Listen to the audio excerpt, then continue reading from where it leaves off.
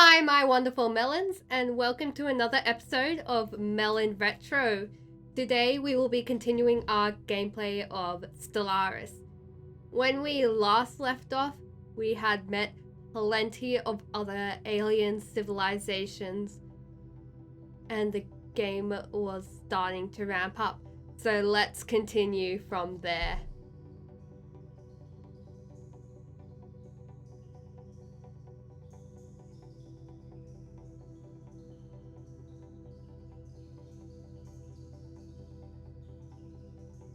As more and more spacefaring civilizations establish formal relations with one another, the galaxy is becoming a vibrant and lively place. To avoid tragic misunderstandings between nations, an increasing number of diplomats have called for the establishment of a new pan-galactic organization, a community, if you will, where the empires of the galaxy can meet to discuss important matters. Should the Glebsig Foundation pledge its support for the creation of the galactic community? Yes.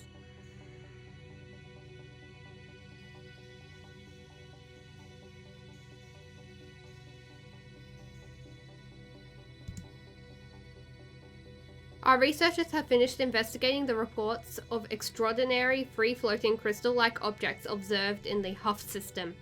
Their findings are startling.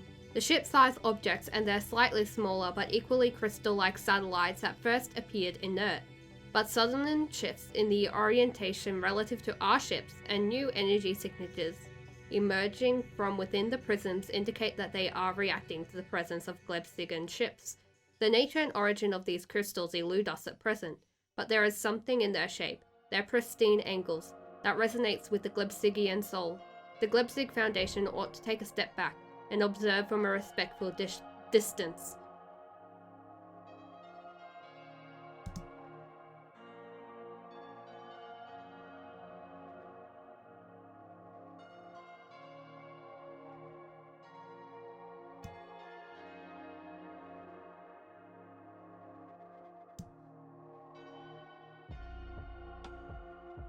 We have made first contact with mysterious aliens in the Sim system. For now, we have codenamed them Dayless Aliens, until we can find out more about them. If they possess a language, we must decipher it in order to establish communications.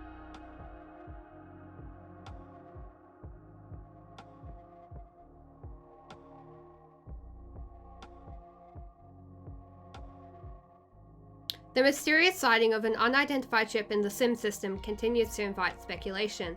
Its design is completely unfamiliar to us, suggesting that we might be dealing with a new alien civilization and a possible first contact scenario. Aside from the fact that the alien spacecraft is clearly capable of hyperspace travel, we know next to nothing about these fascinating beings. No effort should be spared to find out more.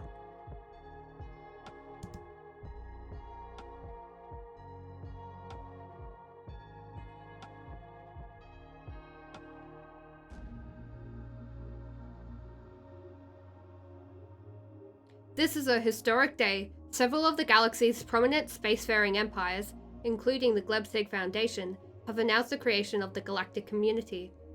This supranational organization will serve as a forum where matters involving the entire galaxy can be discussed and decided upon. As one of its founding members, we can take pride in this milestone of galactic history. So let's quickly view that.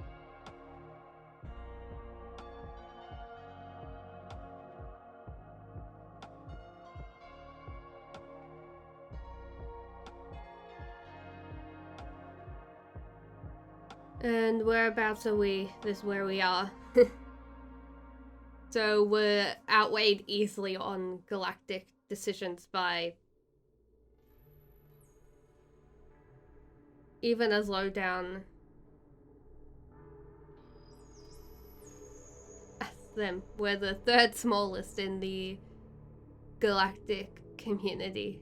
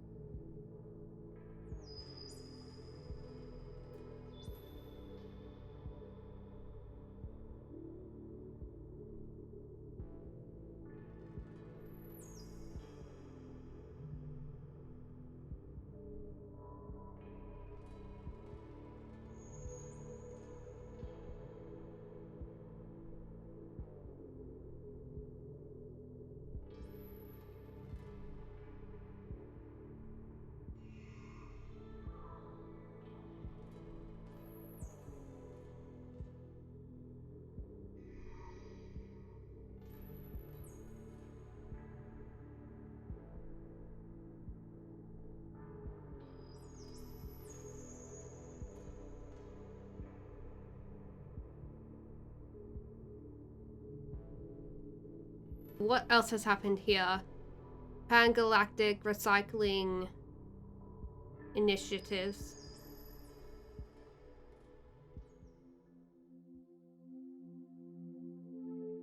We will also support that. Charter of Workers' Light. Yep, we'll support that. Cooperative research channels will also support that. The Readied Shield. Yep. And buzzword standardization. Yep. And let's assign an envoy. I think we've been with the Scissor Nation for the longest, so that's the envoy do.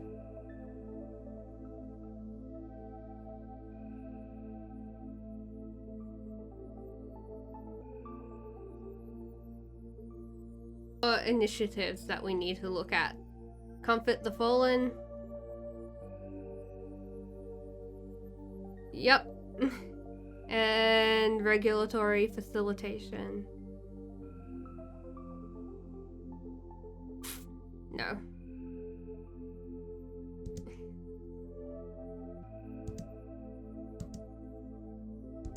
Another embassy. Sure. And then there's another thing here. There's a lot happening at the moment. Guardian Angel Act.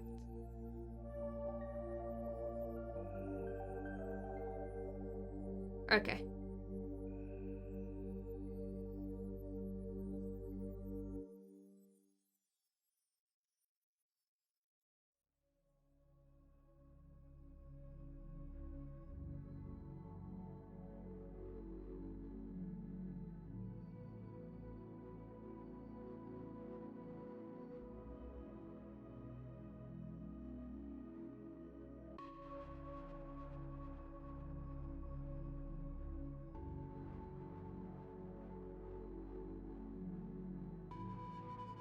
Keep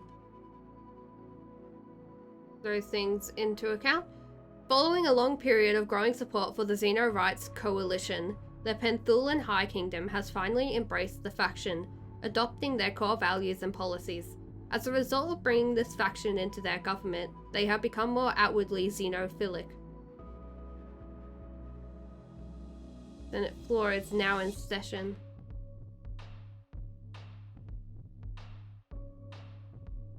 Okay.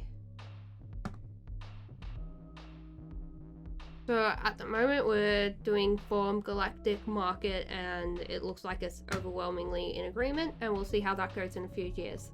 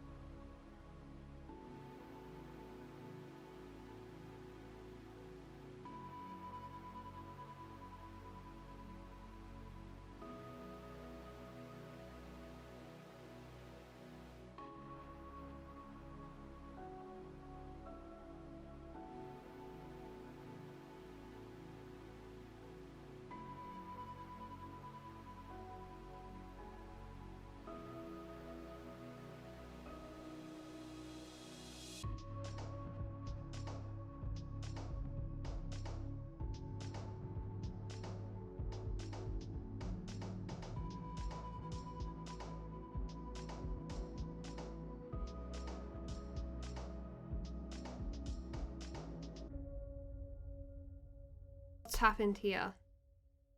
Subdue ratings dismissed at first glance as us. Yep. Okay. Yeah.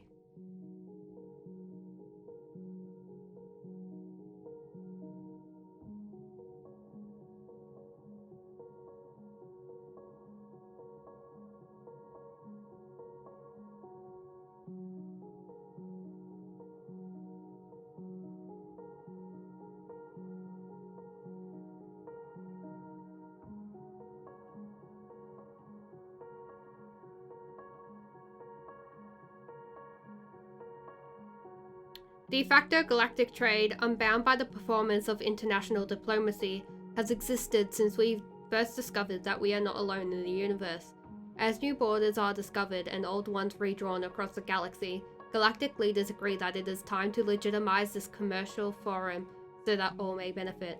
In the coming years, independent traders and government agencies will be looking to establish a quasi-centralized hub for galactic commerce. We would surely benefit were this hub to fall within Glebsigan space, so we can choose to promote one of our worlds for this purpose.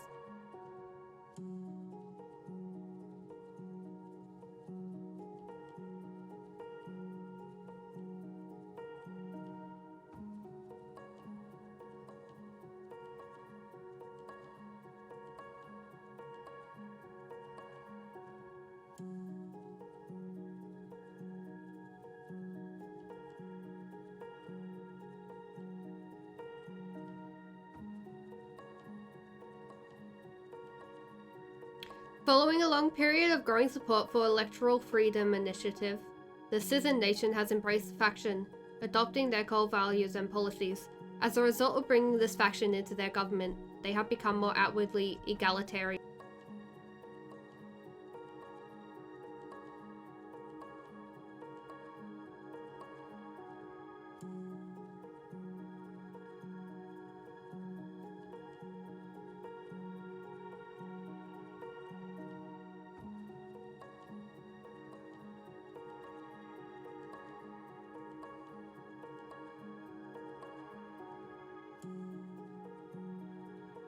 The team under Osiris of the Bagugi has finished their expedition on Shukan 1 and returned to the GLB Oglabog.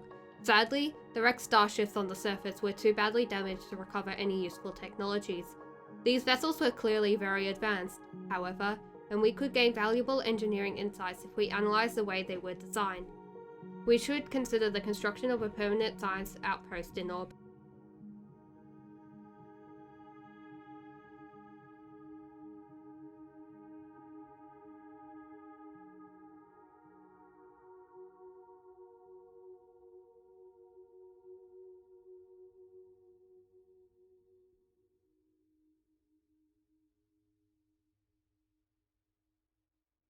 Okay, so what is doing... Okay, so we're currently doing the buzzword standardization. Cool.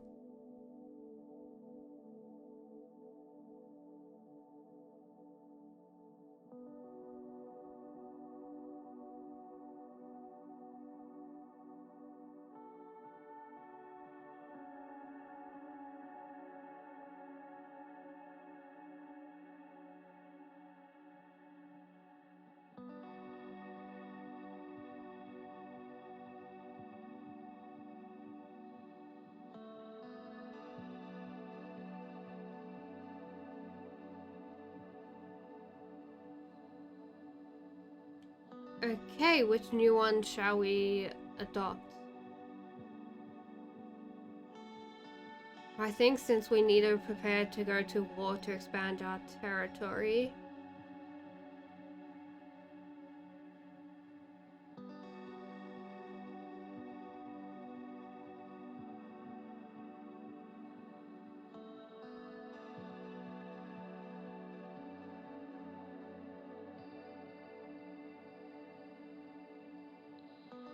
Supremacy.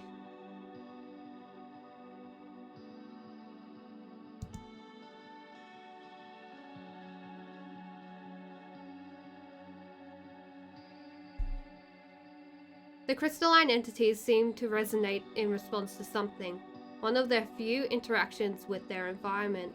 The exact nature and possible wider purpose of this emitted waveform has yet to be ascertained, but for now our ships can appropriate it using radio pings, essentially camouflaging themselves as fellow crystals.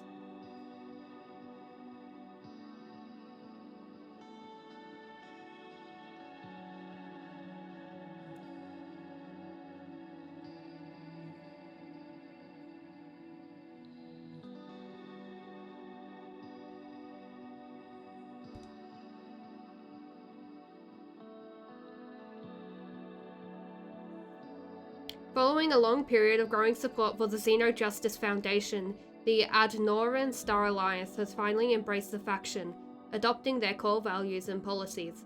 As a result of bringing this faction into their government, they have become more outwardly xenophilic.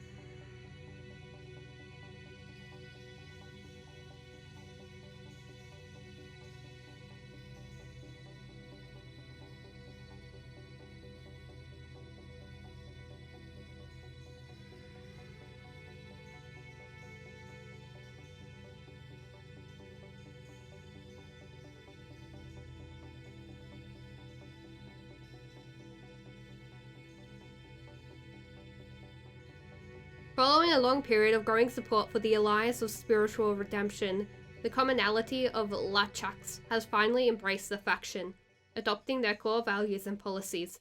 As a result of bringing this faction into their government, they have become more outwardly spiritualist.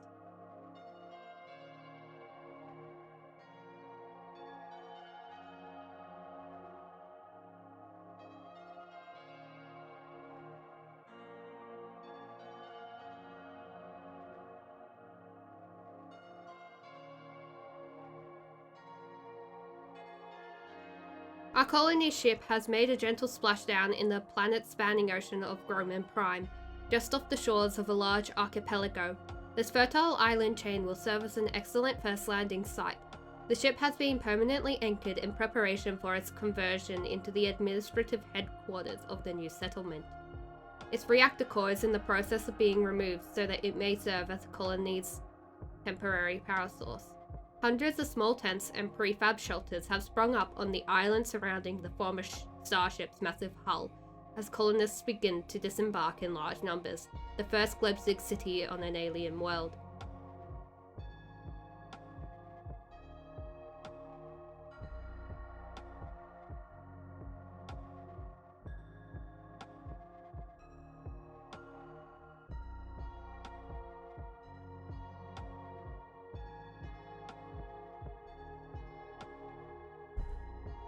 Temporary refraining from venting certain emissions from our vessel's reactor cores while in the immediate vicinity of space amoeba's flocks seems to be enough to not arouse their ire.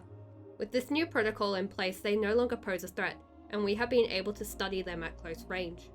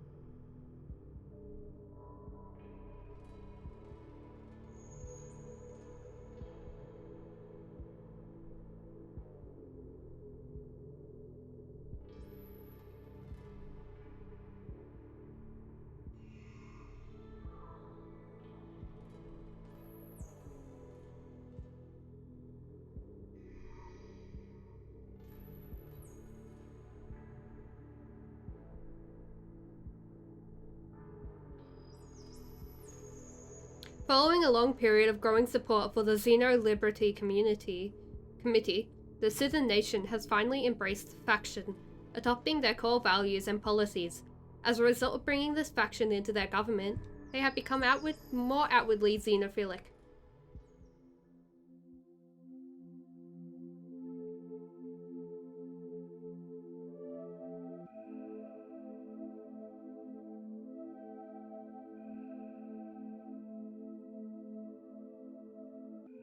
Up here.